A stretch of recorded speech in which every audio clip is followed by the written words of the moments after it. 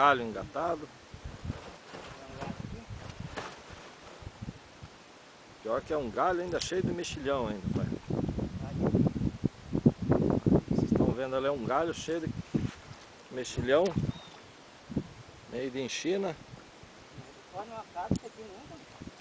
Lá o que mais tem porcaria. Tem que tirar tudo, cara.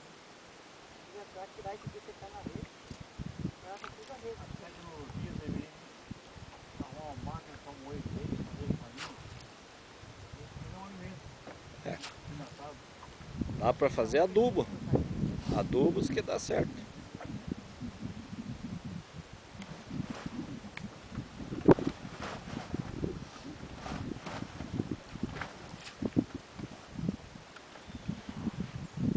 Então aí são.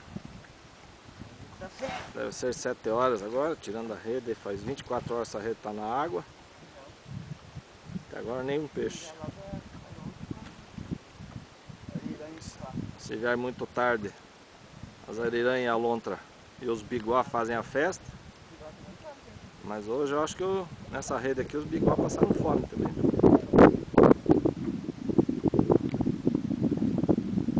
Vamos ver aí.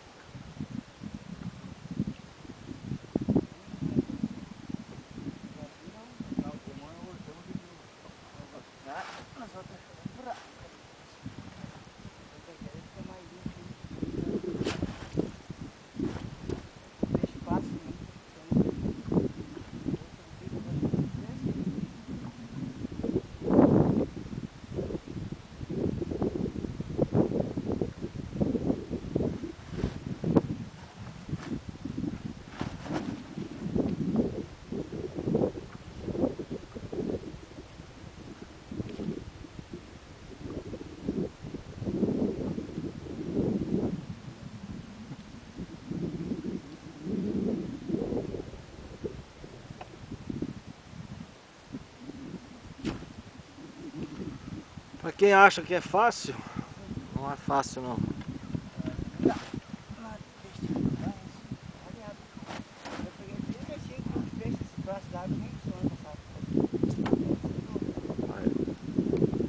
Essa aí não tinha poita?